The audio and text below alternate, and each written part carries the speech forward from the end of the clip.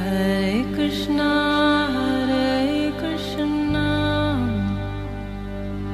Krishna Krishna, Hare Hare, Hare Rama, Rama Rama, Hare Hare।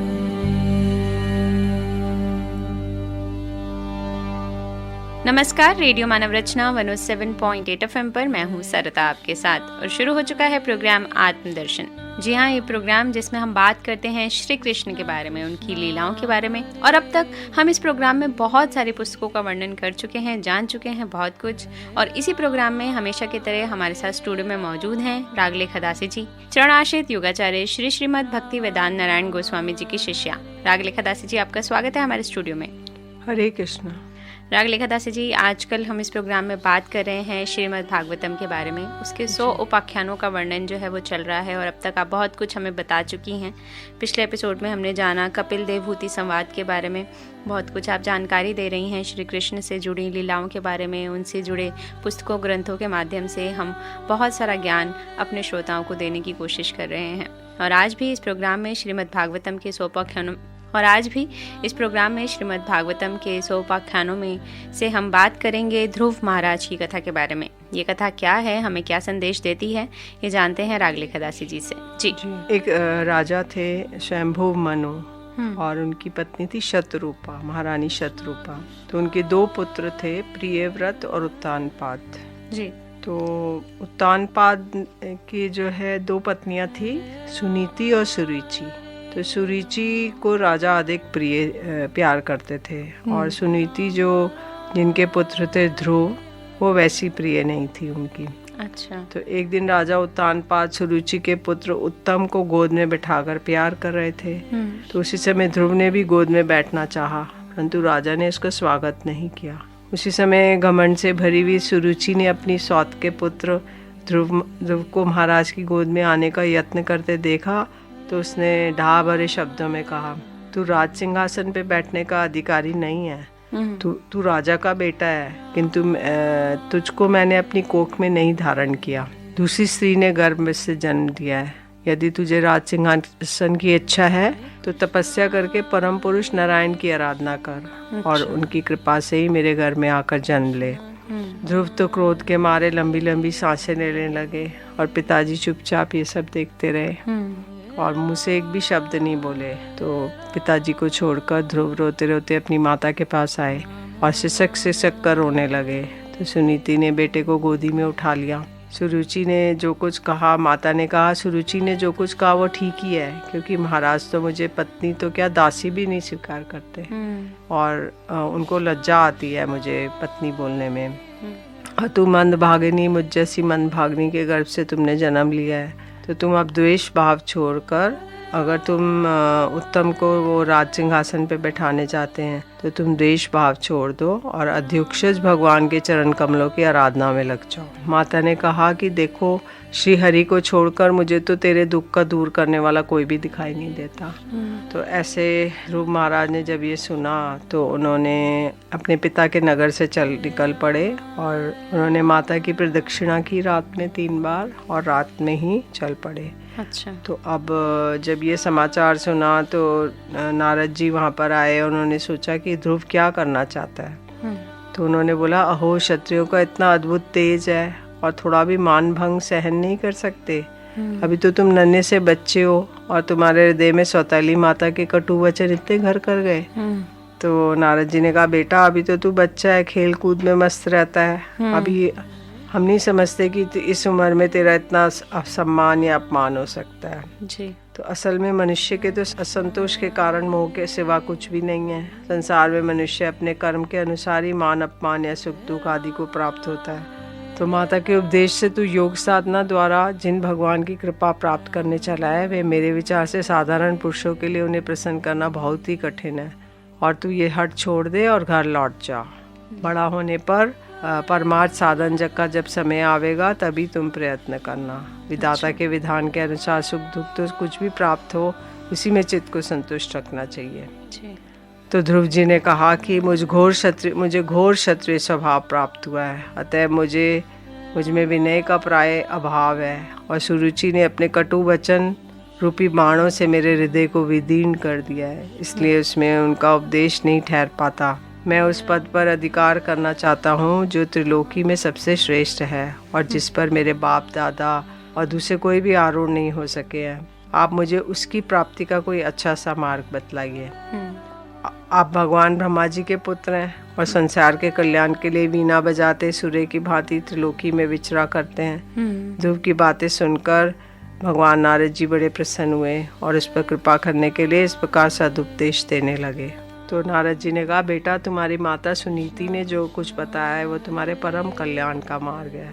जहाँ तेरा कल्याण होगा, और तू यमुना जी के पास में एक स्थान है मधुवन। अच्छा। वहाँ पे हरि का नित्य निवास है और वहाँ कालिंदी के निर्मल जल से तीनों समय स्नान करके नित्य कर्म से निवृत्त हो, यथा विधि आसन पर बिछाकर स्थिर भाव से बैठना और फिर रेचक, पूरक और कुंभक 3 प्रकार के प्राणायाम से धीरे धीरे प्राण, मन और इंद्रियों को दोषों को दूर करके धैर्य युक्त मन से परम गुरु भगवान की इस प्रकार ध्यान करना। तो नारद जी ने उन्हें मंत्र दिया, ओम नमो भगवते वासुदेवाय। तो भगवान की मंगलमय मूर्ति का ध्यान करना और शीघ्र ही परमानंद में डूबकर तल्लीन हो जाता है मन, और फिर वहाँ से लौटता नहीं है। और इस प्रकार नारद जी ने उपदेश उनके प्राप्त करके ध्रुव महाराज उनकी परिक्रमा करके उन्होंने प्रणाम किया। अब नारद जी उनके गुरु हो गए और उसके बाद उन्होंने भगवान के चरण चिन्हों से अंकित परम पवित्र मधुवन की यात्रा की। ध्रुव के तपोवन के चले जाने पर नारद ऋषि महाराज उत्तानपाद के महल में पहुंचे। उन्होंने आराम से आसन पर बैठकर राजा से पूछा, राजन तुम्हारा मुख बड़ा सूखा हुआ है, बड़ी देर से तुम किस सोच विचार में पड़े हो? तुम्हारा धर्म अर्थ काम में किसी में कोई कमी तो नहीं आ गई? राजन ने कहा कि ब्राह्मण, मैं बड़ा ही स्त्रैण और निर्दयी हूँ। हाय, मैंने कितने 5 वर्ष के नन्हे से बच्चे को माता के साथ घर से निकाल दिया, उसकी माता के साथ घर से निकाल दिया। ध्रुव जी ने मधुबन में पहुंचकर यमुना जी में स्नान किया और उस रात पवित्रता पूर्वक उपवास करके नारद जी के उपदेशानुसार एकाग्र चित्त से परम पुरुष भगवान नारायण की उपासना आरंभ कर दी। उन्होंने 3 रात्रि के अंतर में शरीर निर्वाह के लिए केवल कैत और बेर के फल खाए। तो प्रथम मास में 3 दिन के अंतर में बेर या कैत जो भी जंगल में फल मिलते थे वो खाते थे। फिर द्वितीय मास में वो उन्होंने 6 दिन के अंतराल में सूखी घास और पत्ते खाए। अच्छा। फिर तीसरे महीने में उन्होंने 9 दिन के अंतराल में केवल जल पिया। अच्छा। फिर चौथे महीने में उन्होंने 12 दिन के अंतराल में वायु पान किया और 5वें महीने में उन्होंने श्वास को जीत लिया। अच्छा। श्वास भी मतलब रोक ली और एक पैर पर खंबे के समान खड़े होकर उन्होंने अंगूठे के बल पर खड़े हो गए और उनसे अंगूठे से दबकर उनकी आधी पृथ्वी दब गई, उनका इतना बल हो गया। अच्छा जी। तो इस तरह से वो ध्रुव महाराज चिंतन में डूबे हुए हैं और पृथ्वी झुक गई जैसे कि गजराज के चढ़ जाने पर नाव पद पर दाईं बाईं और डगमगाने लगती है। ध्रुव जी अपनी इंद्रिय द्वार और प्राणों को रोककर अनन्य बुद्धि से विश्वात्मा हरि का ध्यान करने लगे। सभी जीवों का श्वास प्रश्वास रुक गया। इससे समस्त लोकों और लोकपालों की बड़ी पीड़ा हुई और सब घबराकर श्री हरि की शरण में गए। देवताओं ने कहा, भगवान, समस्त स्थावर जंगम जीवों के शरीर के प्राण एक ही साथ रुक गए हैं। ऐसा तो हमने पहले कभी अनुभव नहीं किया। कोई सांस नहीं ले पा रहा है क्योंकि ध्रुव जी ने श्वास रोक लिया तो कोई सांस नहीं ले पा रहा है। अच्छा। तो देवताओं, तुम डरो मत। इसी से उसके प्राण निरोध से तुम सबका प्राण रुक गया है। अब तुम अपने अपने लोगों को जाओ, मैं उस बालक को इस दुष्कर तप से निवृत्त कर दूंगा। जी, बड़ा ही कठोर तप जो है वो ध्रुव जी कर रहे थे और उसकी वजह से जो उन्होंने श्वास पर विजय प्राप्त कर ली थी उसकी वजह से वहाँ पर थोड़ा हाहाकार मच गया। आगे क्या हुआ इस कथा में जानेंगे रागले खदासी जी से, लेकिन एक छोटे से ब्रेक के बाद सुनते हैं एक प्यारा सा भजन, फिर लौट कर आते हैं। आप जुड़े रहिए रेडियो मानव रचना 107.8 FM के साथ। Feel good, feel live.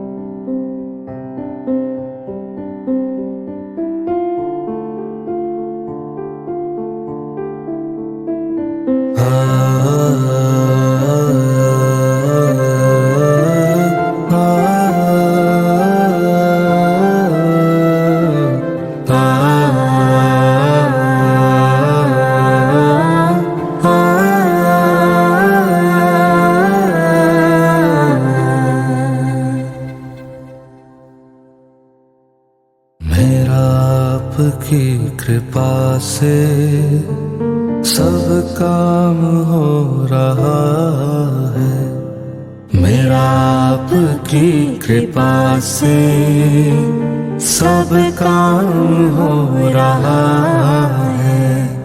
करते हो तुम कन्हैया, मेरा नाम हो रहा है। करते हो तुम कन्हैया, मेरा नाम हो रहा है। मेरा आपकी कृपा से सब काम हो रहा है, मेरा आपकी कृपा से सब काम हो रहा है।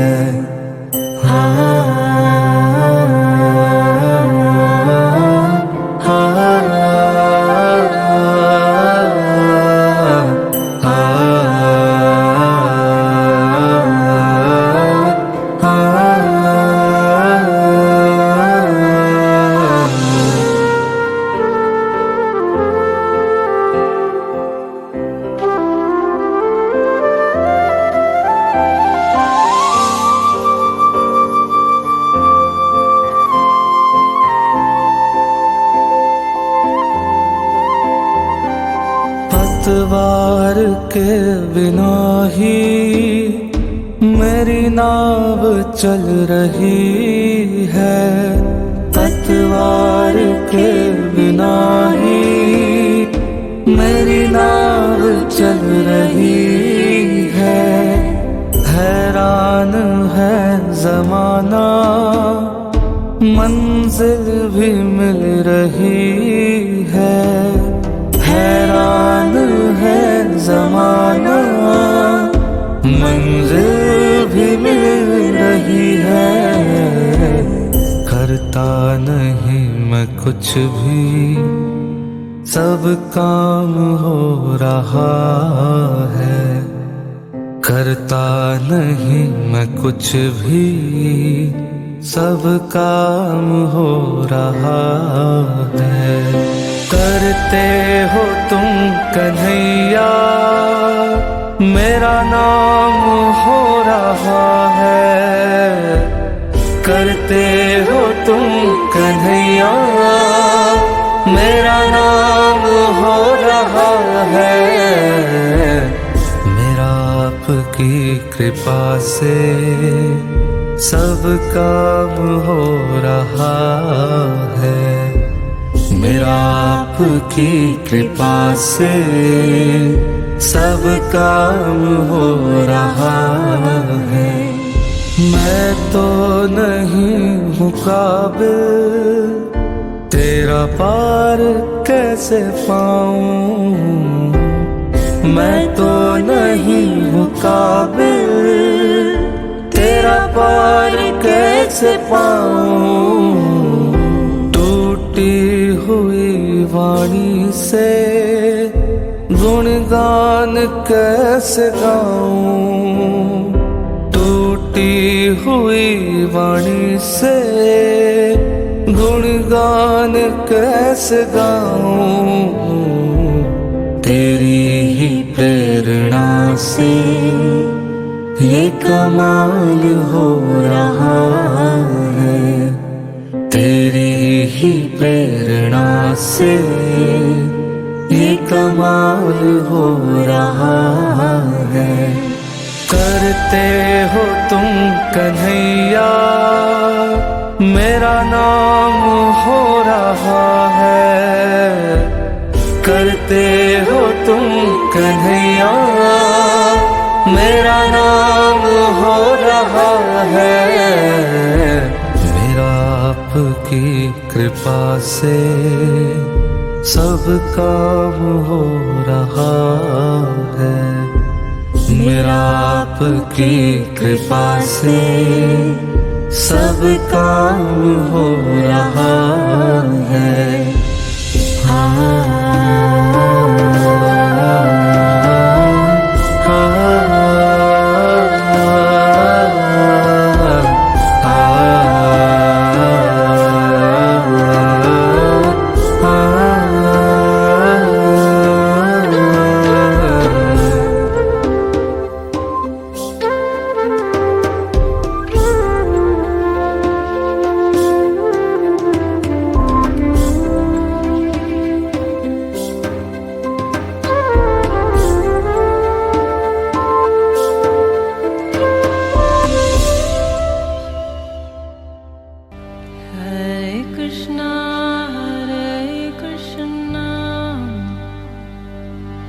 Krishna Krishna Hare Hare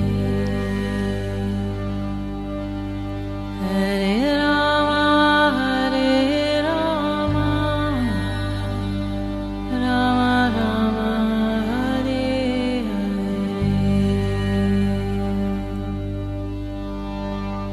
स्वागत है आप सभी का एक बार फिर रेडियो मानव रचना 107.8 FM पर। मैं हूं सरता आपके साथ। प्रोग्राम चल रहा है आत्मदर्शन। जान रहे हैं रागलेखा दासी जी से श्रीमद् भागवतम के 100 उपाख्यानों में से एक का वर्णन, जिसका नाम है ध्रुव महाराज की कथा। बहुत ही रोचक कथा है। जान रहे हैं रागलेखा दासी जी से कि किस तरह से ध्रुव महाराज जी बहुत ही कठिन तपस्या से हरि नारायण को प्रसन्न कर रहे थे और श्वास पर भी विजय प्राप्त कर ली। आगे इस कथा में क्या हुआ जानते हैं रागलेखा दासी जी से। जी भगवान के इस प्रकार आश्वासन देने से देवताओं का भय जाता रहा और वह उन्हें प्रणाम करके स्वर्गलोक को चले गए। फिर भगवान गरुड़ पर चढ़कर भक्त को देखने के लिए मधुवन में आए तो ध्रुव जी एकदम योगाभ्यास से एकाग्र हुई बुद्धि के द्वारा भगवान की बिजली के समान दे दीप्यमान मूर्ति का हृदय कमल में ध्यान कर रहे थे। वह सहसा विलीन हो गई, अच्छा, गायब हो गई। तो इसलिए उन्होंने घबराकर नेत्र खोले तो देखा कि भगवान का उसी रूप में बाहर खड़े हुए, जिस रूप का वो चिंतन कर रहे थे वही रूप बाहर खड़ा है जी। तो अब वे हाथ जोड़कर प्रभु के सामने खड़े थे और उनकी स्तुति करना चाहते थे, परंतु कैसे करें वह नहीं जानते थे क्योंकि छोटे हैं। तो सर्वंतर्यामी हरि ने उनके मन की बात जान के उन्होंने अपना शंख उनको गाल से छुआ और इस समय जैसे ही शंख का स्पर्श प्राप्त हुआ उनको वेदमयी दिव्य वाणी प्राप्त हो गई। अच्छा। वे अत्यंत भक्ति भाव से धैर्य पूर्वक विश्वविख्यात कीर्तिमान हरि की स्तुति करने लगे। तो गौ जैसे तुरंत ही जन्मे हुए बछड़े को दूध पिलाती है, व्याघ्र आदि से बचाती है, शेर से बचाती है, उसी प्रकार आप भी भक्तों पर कृपा करने के लिए निरंतर विकल रहने के कारण हम जैसे सकाम जीवों की कामना पूर्ण करके उसे संसार भय से रक्षा करते हैं। तो भगवान ने उसको वरदान दिया। भगवान ने कहा कि तुम कुछ वरदान मांगो। तो उन्होंने बोला कि उन्होंने कुछ नहीं कहा। तो उन्होंने बोला कि तुम है ना वे ध्रुव लोग तुम ले लो, जिसकी सारे नक्षत्र सब ऋषिगण जिसकी प्रदक्षिणा किया करते हैं, तो वो ध्रुव लोग ले लो मैं तुम्हें देता हूँ।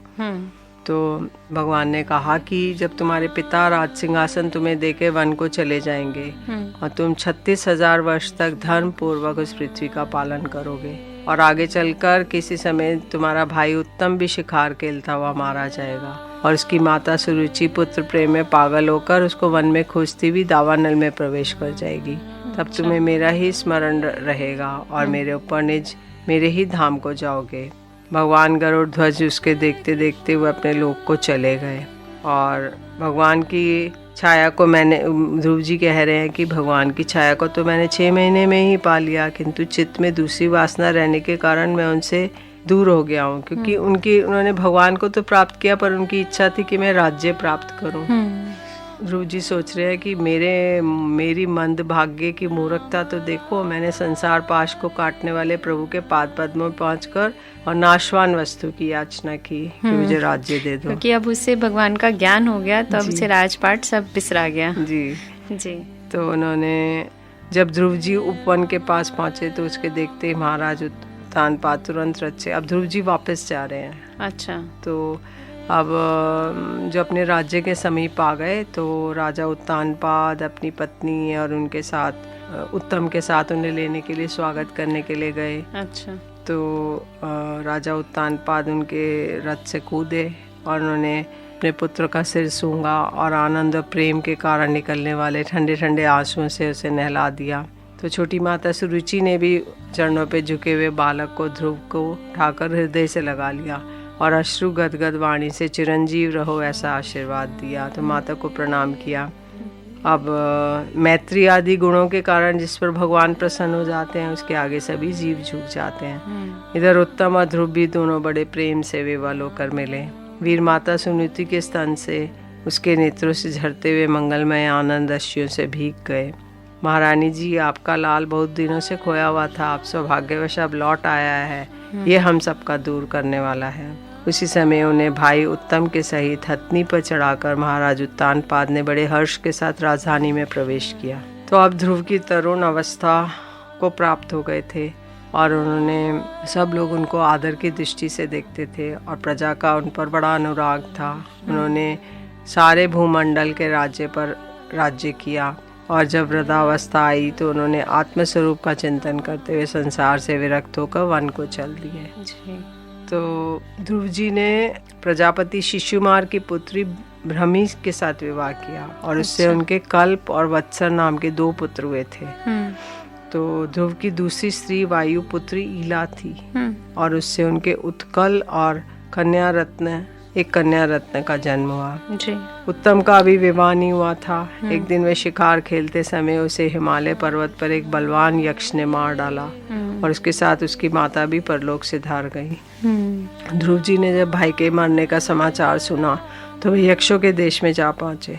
अब वो एक एक करके यक्षों का वध कर रहे हैं क्योंकि उनके भाई का वध किया था। का वो उसका बदला ले रहे हैं जी। तो उन्होंने आचमन करके नारायण के बनाए हुए नारायण अस्त्र को धनुष पर चढ़ाया और बाण चढ़ाते ही यक्षों की जितनी भी थी वो सब माया नष्ट हो गई और यक्ष मर गए जी। तो अब उनके जो पितामह थे ध्रुव जी के स्वयंभू मनु, उन्होंने देखा कि ध्रुव निरपराध यक्षों को मार रहे हैं तो उन्हें बहुत दया आई और उन्होंने बहुत से ऋषियों को लेकर वे वहाँ आए और अपने पौत्र ध्रुव को समझाने लगे जी। बेटा बस अधिक क्रोध करना ठीक नहीं, ये पापी नरक का द्वार है। इसी के वशीभूत होकर तुमने इतने निरपराध यक्षों का वध कर दिया। बेटा तुम्हारा अपने भाई पर बड़ा अनुराग था, ये तो ठीक है, परंतु देखो इसके वध से संतप्त होकर तुमने एक यक्ष के अपराध करने पर प्रसंगवश कितनों की हत्या कर डाली। एक से बदला लेने के लिए जी। पूरी मतलब जाति को ही मार दिया। ध्रुव का क्रोध शांत हो गया और वे यक्षों के वध से निवृत्त हो गए। ये जानकर भगवान कुबेर वहाँ आए। कुबेर जी बोले, क्षत्रिय कुमार, तुमने अपने दादा के उपदेश से ऐसा दुष्त्यज्य बैर त्याग दिया, इससे मैं तुम पर बड़ा प्रसन्न हूँ। वास्तव में ना तुमने यक्षों को मारा है और ना यक्षों ने तुम्हारे भाई को। समस्त जीवों की उत्पत्ति और विनाश का कारण तो एकमात्र काल ही है। यक्षराज कुबेर ने जब इस प्रकार का वर मांगने के लिए आग्रह किया तब महामती ध्रुव जी ने यही मांगा कि मुझे श्री हरि की अखंड स्मृति बनी रहे। कुबेर जी ने बड़े प्रसन्न होकर मन से उन्हें भगवत स्मृति प्रदान करी। 36,000 वर्ष तक पृथ्वी का शासन किया ध्रुव जी ने और ध्रुव जी के इस तरह अर्थ धर्म काम में संपादन में बहुत से वर्ष बिताकर अपने पुत्र उत्कल को राज सिंहासन सौंप दिया और वे बद्रिका आश्रम चले गए। ध्रुव जी ने स्नान किया और संध्या वंदन आदि नित्य कर्म करे और मांगलिक अलंकार आदि धारण किए। बद्रिका आश्रम में रहने वाले मुनियों को प्रणाम किया और उनके लिए विमान आए तो उन्होंने विमान की पूजा की, प्रदक्षिणा की, पार्षदों को प्रणाम किया और ध्रुव जी ने देखा कि काल मूर्तिमान होकर उनके सामने खड़ा है। तब वे मृत्यु के सिर पर पैर रखकर अद्भुत विमान पर चढ़ गए। जो ही वे अपने विमान पर चढ़े तो उन्हें अपनी माता का स्मरण हुआ, सुनीति का। तो बोले कि मैं अपनी माता को छोड़कर क्या दुर्लभ बैकुंठ धाम में जाऊंगा। तो जो पार्षद थे भगवान के नंद सुनंद, उन्होंने ध्रुव जी के हृदय की बात जान ली और बोले कि उन्होंने दिखाया कि देवी सुनीति तो आगे आगे दूसरे विमान में जा रही है। अच्छा, साथ ही तो विमान पर बैठकर ध्रुव जी त्रिलोक को पार करके सप्त ऋषि मंडल से भी ऊपर भगवान विष्णु के नित्य धाम में जा पहुंचे। मतलब ध्रुव नारायण, मतलब वो नारायण का ही पद प्राप्त करके बैकुंठ लोक चले गए। अच्छा जी। तो ये ध्रुव जी का चरित्र जो है ये देवत्व की प्राप्ति कराने वाला है, बड़ा ही प्रशंसनीय और समस्त पापों को नाश करने वाला है। भगवत भक्त ध्रुव के इस प्रकार पवित्र चरित्र को जो श्रद्धा पूर्वक बार बार सुनते हैं उन्हें भगवान की भक्ति प्राप्त होती है और जिससे उनके सारे दुखों का नाश हो जाता है। जी बिल्कुल। जो भगवान को सच्चे हृदय से याद करते हैं, उनका स्मरण करते हैं, उनकी भक्ति करते हैं, उन्हें हर विपदा से मुक्ति मिलती है और उनके चरणों में स्थान भी मिलता है, जैसे ध्रुव जी को मिला। बहुत ही सुंदर, बहुत ही रोचक ये कथा ध्रुव महाराज जी की हमने जानी रागलेखा दासी जी से। श्रीमद् भागवतम के 100 उपाख्यानों के वर्णन के दौरान ये सब हम जान रहे हैं और आज प्रोग्राम आत्मदर्शन में बस इतना ही। अगले एपिसोड में और भी बहुत कुछ जानेंगे रागलेखा दासी जी से, इन उपाख्यानों में से कोई एक। लेकिन अभी के लिए रागलेखा दासी जी आपका बहुत बहुत शुक्रिया हमारे स्टूडियो में आने के लिए। हरे कृष्ण। अगर आप भी इस प्रोग्राम के विषय में कुछ कहना चाहते हैं, आपकी कोई राय है, तो आप हमें SMS कर सकते हैं। नंबर है 8010781078। अभी के लिए मुझे इस प्रोग्राम से दीजिए इजाजत और सुनते रहिए रेडियो मानव रचना 107.8 FM पर आने वाले और भी प्रोग्राम्स को। Feel good, feel live.